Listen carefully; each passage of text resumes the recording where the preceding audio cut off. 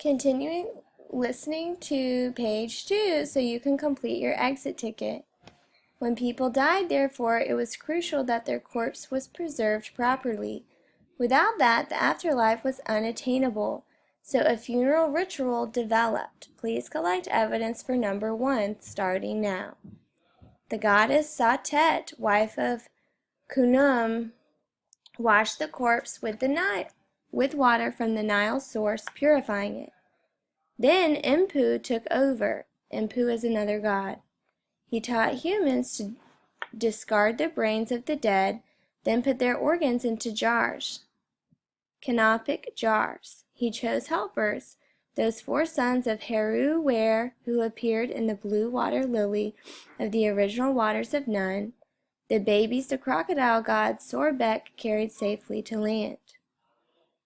They were grown now, but without jurisdiction. Impu loved them because his beloved aunt Aset favored the blue water lily.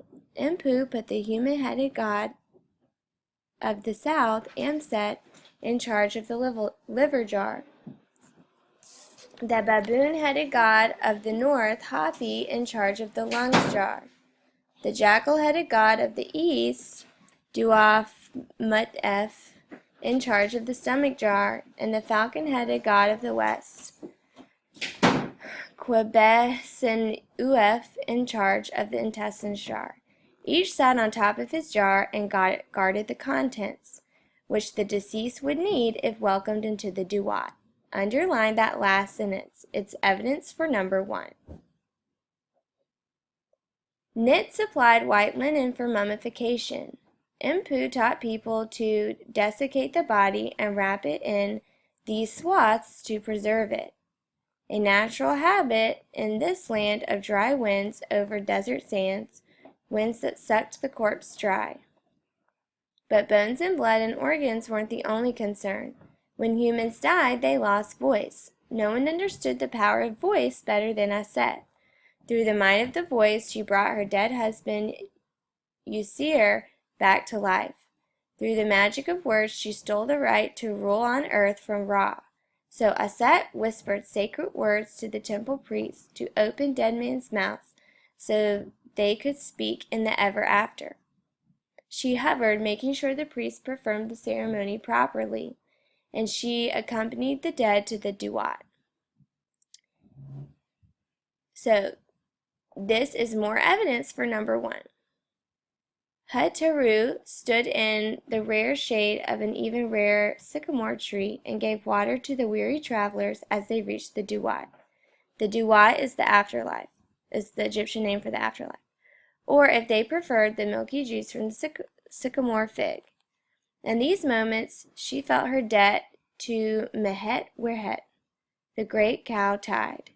She often wore a cow head as she served the dead.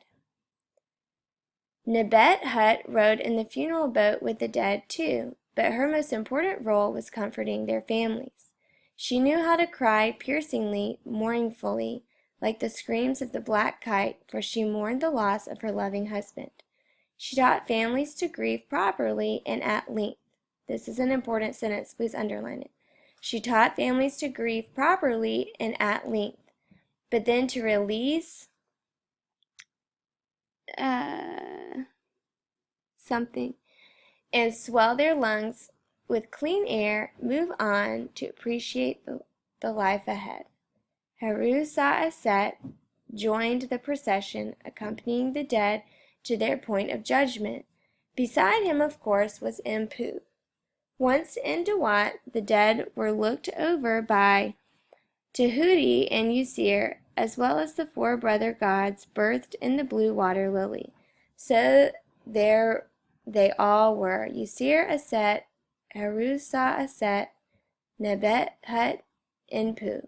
A family reunion through the intricacies of it were known only to Nebet Hut. Impu was careful to keep each dead person's heart in the body until this point. The heart was the most important organ, the center of intellect, memory, and mortality. Impu tested it along the journey into Duat for how much it knew about the deities and how faithful it was. Now he took it out and put it on the scales to weigh against the ostrich feather. What is an ostrich feather? The balance of the cosmos, divine order, the rising and setting of the sun, the flooding and ebbing of the Nile, the patterns of the stars. Each person was held responsible for preserving this order, Ma'at. For if he didn't, chaos would ensue. The feather itself was the hieroglyph for Ma'at's name. If a person had not committed crimes that disordered the natural order, his or her heart would be as light as the feather. If not, the heart would sink. Yusir judged the balances. He was true to his vows. As long as people had striven to lead a reasonably balanced life, Yusir accepted them into the underworld, another word for Duat, and their ba could be seen by friends and family as stars in the sky.